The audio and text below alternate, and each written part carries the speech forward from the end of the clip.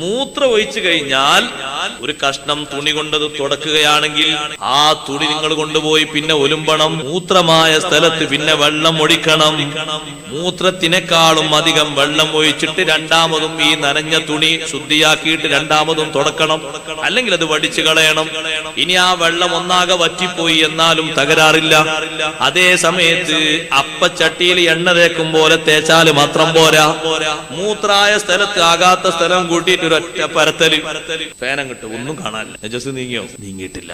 നമ്മൾ ഉദോടുത്ത് ചവിട്ടുന്നതിലല്ലേ, നമ്മൾ മുസല്ല വിരിക്കുന്നതിലല്ലേ, നമ്മൾ ഉപയോഗപ്പെടുത്തുന്ന പരതുവയിലല്ലേ.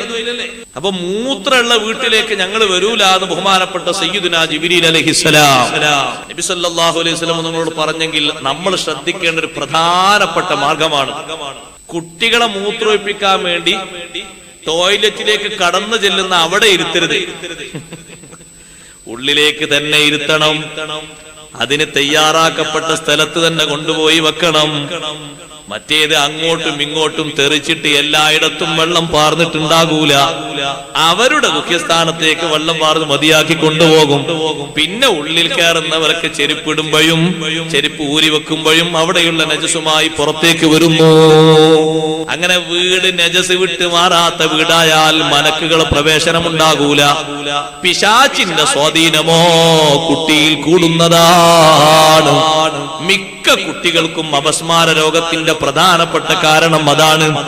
2-3 വയസ്സ് പ്രായത്തിൽ ഉമ്മമാരെ നമ്മൾ അധ്വാനിക്കണം. രാത്രി ഒരുപക്ഷെ 2-3 പ്രാവശ്യം കുട്ടികൾ മൂത്രമൊഴിച്ചേക്കും. മൂത്രമൊഴിച്ചാൽ ആ തൊട്ടിൽ അങ്ങനെ കിടന്നോട്ടെ, ഇനിയിപ്പോ അതിനാകൂലാന്ന് വെക്കരുത്. തൊട്ടിൽ 2-3 4 ഉണ്ടാകണം. മാറ്റിക്കെട്ടാൻ വേണ്ടി ഉണ്ടാകണതിന് വല്ല വിലൊന്നുമില്ല. എന്നിട്ട് ഒന്നിൽ മൂത്രമൊഴിച്ചു കഴിഞ്ഞാൽ അത് ഒന്നാകെ മറ്റൊരു ഭാഗത്തേക്ക് വെക്കണം. അത് വീട്ടിന്റെ ഉൾഭാഗത്ത് വെക്കാതെ പുറം ഭാഗത്ത് എവിടെയെങ്കിലും വെക്കുകയാണ് നല്ലത്. അതിനൊരു പ്രത്യേകമായ സ്ഥലമോ ഒരു കൊട്ടയോ ഒരു ബക്കറ്റോ ഒരു ചെമ്പട്ടിയോ തയ്യാറാക്കണം.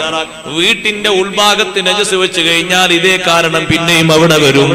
അപ്പൊ നജസായ തുണിക്കഷ്ണങ്ങൾ, നജസാകുന്ന ചെറിയ ചെറിയ വസ്ത്രങ്ങൾ അത് കിടക്കുന്ന കിടപ്പ് മുറിയിൽ ഒരു ഭാഗത്തേക്ക് കൂട്ടിയിടരുത്.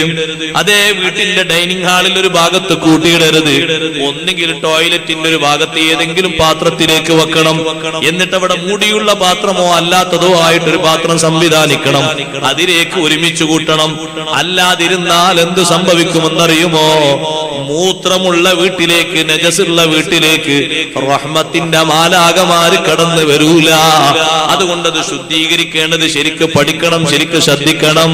അറിയാത്തവര് ചോദിച്ച് ശ്രദ്ധിച്ചത് മനസ്സിലാക്കണം. കൃത്യമായും വീടിന് വൃത്തി വേണം.